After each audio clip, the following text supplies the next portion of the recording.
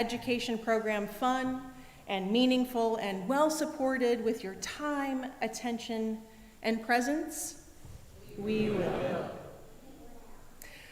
Whether you're assisting in the nursery, teaching grade schoolers, working with the middle school or high school youth program, leading an adult education program or small group, or serving on our education committee, will all of you who have already committed to volunteering for an LRE program this fall, please stand. Remember, if you're on a committee, you're one of those volunteers.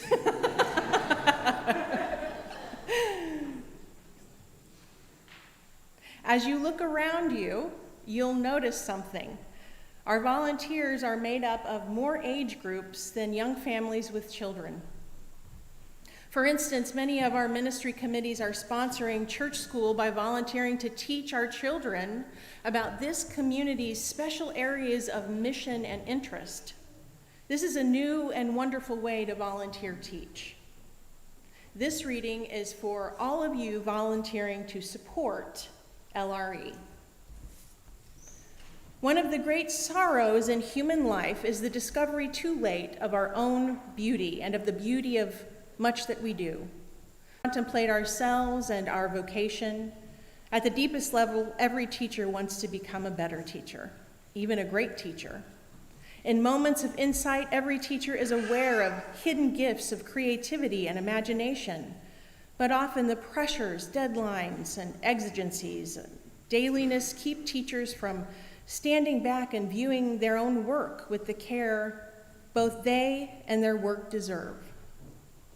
Often when there might be time at faculty meetings or in in-service days, demands for the newest, the latest, and the updated can get in the way and preclude the possibility of standing back, of being still and recalling the excitement and lure which drew us to teaching in the first place. We need an arena, a context, and an occasion to contemplate our teaching and to recover, if we have lost them, the dreams and the hopes, the vision and the grandeur that lie at the core of teaching. We need an opportunity to rediscover the creative, artistic teachers we are and were meant to be. This is from Maria Harris's inspiring book, Teaching and the Religious Imagination. So I promise you, teachers, here in the Universalist Church, I promise you an arena where you can stand back, contemplate, imagine, and reflect. I promise to do this for your benefit, certainly, but if I make good on my promise, however, it become for them an inner strength that will serve them into adulthood. You may be seated. I'm grateful for all the ways in which you support us and one another by offering your time, talent, and treasure to this community. You help us serve this congregation's members, friends, and wider community. As part of that service, we share our general offering each week with organizations that are in harmony with our values and who do work in the world that brings us ever closer to creating the beloved community.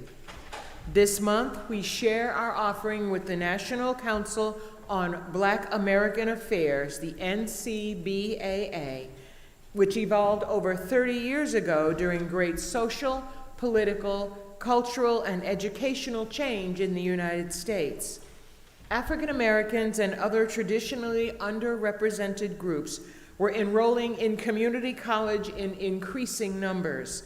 The mission and commitments of the NCBAA include improving educational opportunities and professional development for African American and Black students, faculty, staff, and administrators, developing collaborative relationships with compatible goals with education, business, and public service institutions, networking to maximize the achievement of career goals for African American and Black students, faculty, staff, and administrators, and ensuring the articulation of positions on issues affecting African Americans and Blacks in formulating policy and decision-making.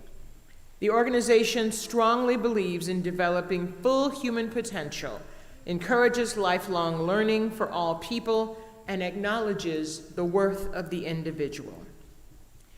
Before we accept the offering, I'd like to share a reading with you entitled Enter the Circle, written by Dory J. Summers. As I read each line, please respond with the statement, all are welcome here. Let us enter into the circle of energy and love. All are welcome here. We are an inclusive community of faith and kindness, memory and hope. All are welcome here. We are a community with a deep and abiding trust in the promise of goodness in every human heart and soul. All are welcome here. We are a community of quest where we gather to study and search. All are welcome here. We are a community of service where the gifts we give and receive are compassion, forgiveness, gratitude, and devotion. All are welcome here. We are a community of joy and laughter where the worth of every individual is celebrated. All are welcome here. Thank you, everyone. To give electronically, please use the QR code in your order of service, the links in the description, or those on our website to make your donation to our offering. Here in the sanctuary, our offering will now be generously given and gratefully received. Good morning. My name is Carrie Eichel. I am the Executive Director for the Interreligious Eco-Justice Network, and I'm also a professional opera singer. And it's my honor to offer Margaret Bond's arrangement of He's Got the Whole World in His Hands. Margaret Bond was a prolific Black female American composer that lived between 1913 and 1972. I'm going to honor her arrangement by singing the original words, but I would like He's Got the Whole World in His Hands, but I wanted to lift up for you the way she sets this to highlight both the intimacy and the broadness of our connection to the planet and to Earth, and of our collective responsibility to it.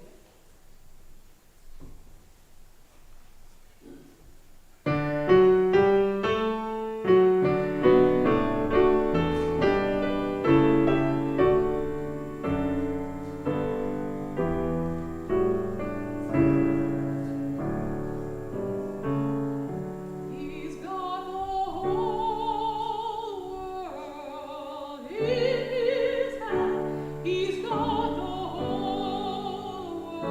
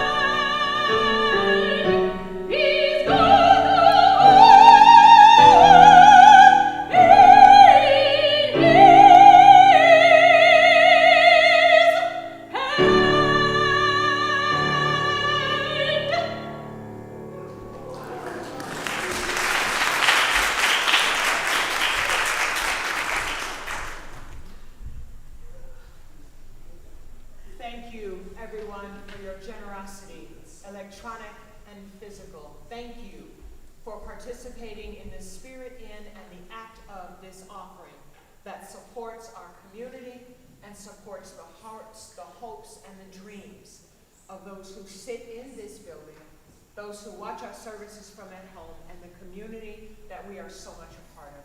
Thank you, gentlemen, very much. Now, just in case you thought me standing up here meant I always had my I's dotted and my T's crossed, let me relieve you of that assumption right now. I did have a congregational reading I wanted y'all to read with me this morning, but did I bring it with me? Of course I didn't. So, you're just going to have to listen to me read it. It's entitled Community Means Strength, and it was written by a lady by the name of Starhawk.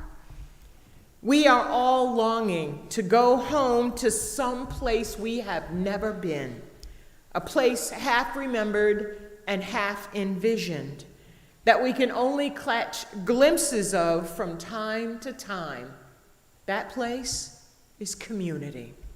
Somewhere there are people to whom we can speak with passion without having the words catch in our throats. Somewhere a circle of hands will open to receive us. Eyes will light up as we enter. Voices will celebrate with us whenever we come into our own power. Community means strength that joins our strength to do the work that needs to be done. Arms to hold us when we falter. A circle of healing.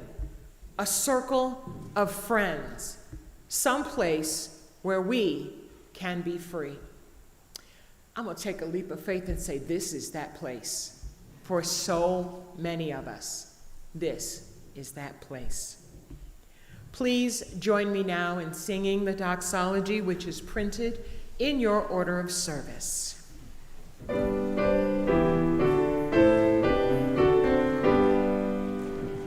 Praise God for love we all may share. Praise God for beauty everywhere. Praise God for all the good to be. Praise God for truth that makes us free.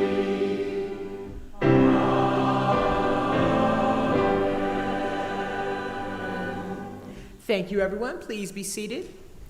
Be comfortable in your seats. I like to see with whom I am sharing the meditations of my heart, especially when I want to begin by saying, I love you. I do. Love is a choice, a way of being, and I love you. And here's the truth of that statement. I must love you to still choose to be among you. May I be a vessel for that which needs to flow through me, because here's another truth. I need you to survive. We share news of our community and news that are happening in each other's lives.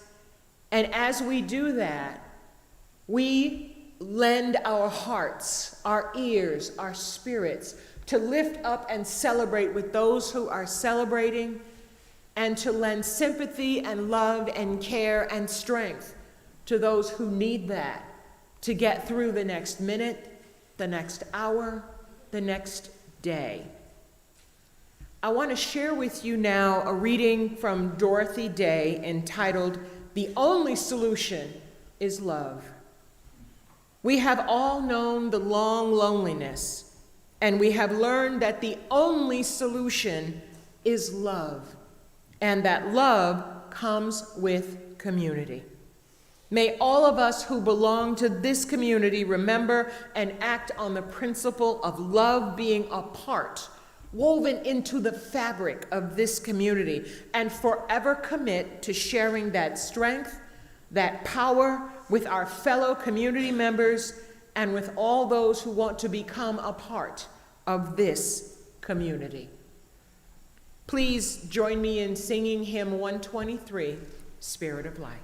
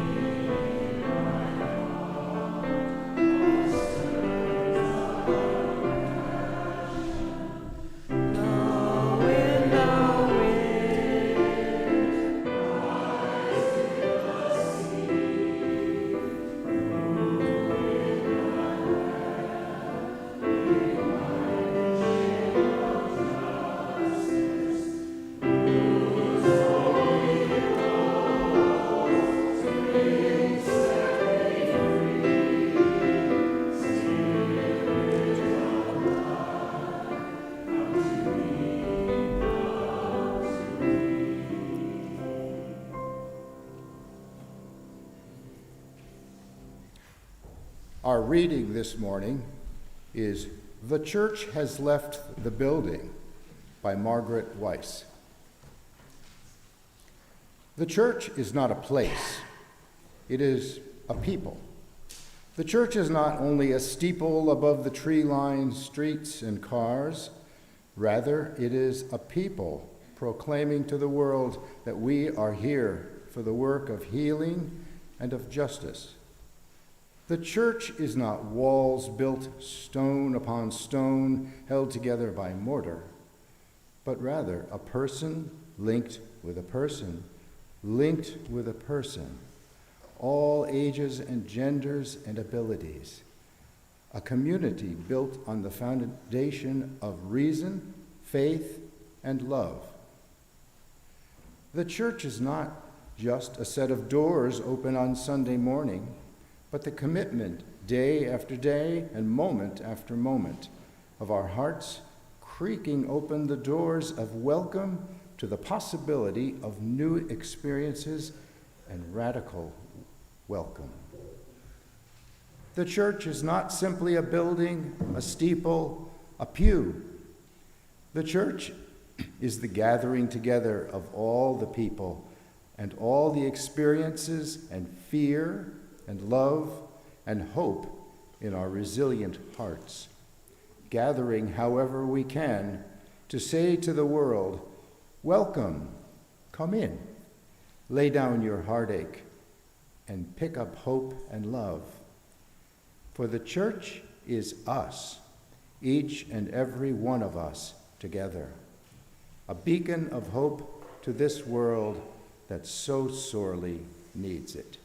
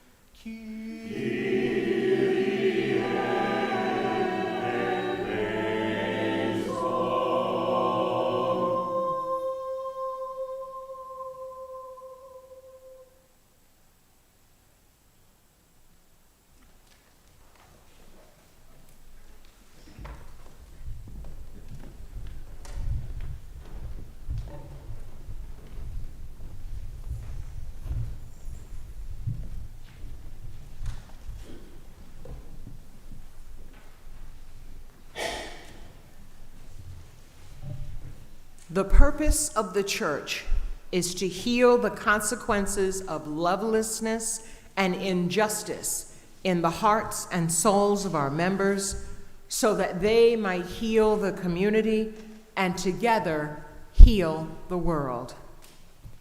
Aspirational words from Nancy Bowen. The word community refers to a group of people living in the same place or having a particular characteristic in common. We here in the Universalist Church at Fern Street, UCWH, are a community. Among the things this congregation has in common are geography, living in and around the geographic area known as West Hartford, Connecticut. In a broader sense, we're all part of the state geographic area known as Connecticut, the regional geographic area known as New England, the country known as the United States, and the continent of North America. We are rich in community geographically. We're also rich in common characteristics. We identify religiously and spiritually as Unitarian Universalists. We have a common frame of reference in the 7 adopted principles of the faith, and many of us also find resonance in the 8th principle and its commitment to anti-racism. Many of us speak the English language, or at least an American variant of it. Some of us were taught and still speak the King's English and have our language roots in Great Britain or another country that was heavily influenced by Great Britain. We wear similar styles of clothing, outerwear, and shoes, driven by the weather in our geographic area and by our choices of residence. People living in other areas of New England dress similarly to us, but not exactly the same. Thicker coats, hats, scarves, and good boots are more of a requirement in New Hampshire than they might be in Connecticut. We eat similar groups of foods. Even when they're grown elsewhere and imported, we have a different selection of food in our grocery stores here in New England than folks who live in the Southwest have in their stores. There are also similarities in our beverages. We can enjoy a glass of iced tea in the summer when it gets hot, but I'll bet our iced tea is not nearly as sweet as the sweet tea you'll find in the southern region of the United States, where the proportion of tea to sweetener is very different than we're used to here in New England. Exploring what we have in common versus what makes us different can help us draw more connections between each other as individuals, between segments of our community, and between residents of different parts of our cities, state, and country. Now, you may know that I live in Norwich, Connecticut, also known as the Rose City. I think of Norwich as a small city with an approximate population of about 40,000 people. If you grew up in a town with less than 5,000 people included in its population, Norwich might feel like a big city to you. According to the 2020 census, West Hartford's population was just over 63,000 people, bigger than Norwich by 1/3, but not as big as Hartford, which clocked in at 120,000 residents, or Bridgeport, which came in at 148,000 people. None of these cities compare closely to recognized major cities like Boston, Massachusetts, with an estimated population of over 650,000, based on the 2022 Population Estimates Program and the 2021 American Community Survey. So we here in West Hartford, let alone in Norwich, would not necessarily be considered a part of those larger communities, yet we still have some things in common. Digging a little deeper and sliding into a different direction, let's shift gears and talk about covenant. In the mundane world, a covenant is an agreement, a contract drawn up by deed or a clause in a contract. In theological language, a covenant is an agreement which brings about a relationship of commitment between people who worship a divine being, i.e. God, and the actual divine being. In the biblical sense, covenant carried a lot of weight when instituted and often was sealed in blood. It was a serious matter to enter into a covenant, a decision not to be made lightly or capriciously. The covenant could further be said to exist between God and his children, where God, referred to as he in the Bible, promises to bless his children as they obey the conditions he laid out for their lives. Making and keeping the covenant qualifies you to receive the blessings promised to those who keep or honor them. A covenant can also mean a relationship between two partners who make binding promises to each other and work together to achieve a common goal. They are often marked by oaths, signs, and ceremonies. Borrowing from a sermon written by Reverend Dr. Susan Frederick Gray, our past UUA president, one way to describe Unitarian Universalism is to describe the faith as covenantal versus creedal. A covenanted faith sees our lives as inextricably bound together with the lives of others, even if we choose not to see or acknowledge the threads. It asks the question, given that we are connected, given that we are siblings in faith, given that we share a future, a planet, a world, how then shall we live? Using the concepts we've defined, we can say that we Unitarian Universalists share a covenant of how we try to be together, not a creed of what we all must believe together. This congregation is upfront and bold about its covenant. It's printed on the cover of the order of service. Love is the Spirit. And it's specifically called out in every service. Love is the spirit of this church, and service is its law. This is our great covenant, to dwell together in peace, to seek the truth in love, and to help one another. Clearly defined, clearly spoken, easy to understand, all great elements to include in a covenant. There's no ambiguity, no potentially shifting message. It takes courage to express a covenant so clearly and so often.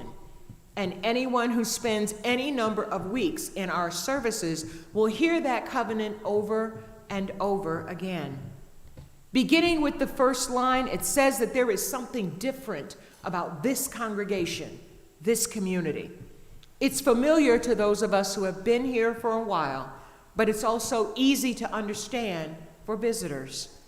When you joined this congregation, or if you at some point decide to join another UU congregation, you will not have to profess a specific belief or set of beliefs. You won't have to testify to a specific religious tenet, and you won't have to pass a creedal test. When we say love is the spirit of this church, it's saying that this is the way we want to be in the world, how we want to approach the world. It implies relationship, not beliefs. When I speak to members of the denomination I formerly worshiped in the fire-baptized Holiness Church of God of the Americas, yes, there's some gravity in that name, I will occasionally be asked questions like, does your church believe in the Bible? I used to try to explain that UUs don't believe a certain doctrine about the Bible. Instead, I hear my peers in ministry and other fellow UUs refer to the Bible as a rich source among many human records that speak to us of the joys and challenges of being alive, or that they choose to make the lessons of the Bible their own while leaving behind the judgments and beliefs of others that could spoil the messages that are available to those who read and learn with an open mind. Or they draw strength from lyrical passages like Psalm 104, I will sing praise to my God while I have being. And the 8th chapter of Proverbs, for wisdom is better than rubies, and all the things that may be desired are not to be compared to it. I've also been asked, does your church believe in God? I have tried to answer that question by reaching back into the history and talking about the foundations of the Unitarian and the Universalist faiths before the merger, and then discussing my own upbringing and my personal lack of doctrine in my religious education. But now I think I'm going to use the answer mentioned by Reverend Susan in her writing, attributed to Reverend Tom Belote, who at the time was the minister at Shawnee Mission UU congregation outside of Kansas City. He wrote, "That is a creedal question. We, UUs, are a covenantal faith, not a creedal faith. We share a covenant of how we try to be together, not a creed of what we must believe together." He continues, "Sometimes we stress the fact that we are not a creedal faith a lot more than we stress that we are a covenantal faith. We emphasize the creeds we are not asked to recite more than the covenants we are asked to share. We overemphasize the fact that we are not necessarily required to believe in God or believe a certain doctrine about the Bible or the afterlife, and we underemphasize the covenantal dimensions of our shared faith, preferring not to articulate the covenants of behavior we do share. Our covenant describes less of what we do and more of how we live and hope to be in the world. We stress our curiosity about life and seeking after truth, and encourage ourselves and each other to keep our minds, hearts, and spirits open to new learning, new revelation, and new wisdom. The quest for truth is our sacrament. More than religious acts or services, it's about what rituals we choose to keep. As we function in community and work to develop and hold a covenant, we are expressing a shared understanding of how we try to live together. It's what we teach and what we practice, central to our congregations and our faith. Our religious community, Unitarian Universalism, describes two different theological or doctrinal positions. Unitarians believe that God is one, in opposition to Trinitarians who believe in the threefold personality of the Christian God, Father, Son, and Holy Spirit. Universalism denotes the belief in universal salvation, that all people are children of God and no one is outside of God's love. By virtue of our forebears and their strength, developed from having been on the wrong side of creedal tests and challenges for too long, they made the difficult decision to give up creed in favor of the right of conscience, the freedom to trust the truth, trust the doubt, and trust the questions and convictions of one's heart and mind. We could practice religious freedom at home on Sunday mornings by ourselves, but covenant brings us out of isolation, out of selfish concerns, and out of rugged individualism to join ourselves with others of like mind, heart, or spirit to become something greater. We become part of a community that seeks and works to practice love, seeks to dwell together in peace, to seek knowledge, wisdom, and the truth in love, and to find better ways to live our lives and live in the world. May your week ahead bring you a deep sense of belonging, and may you find and receive strength, love, knowledge, wisdom, and truth, and feel secure that you are a part of this covenantal community. Amen. Ashe. Blessed be. Our closing hymn this morning is at number 158 in your gray hymnal, entitled Praise the Source of Faith and Learning.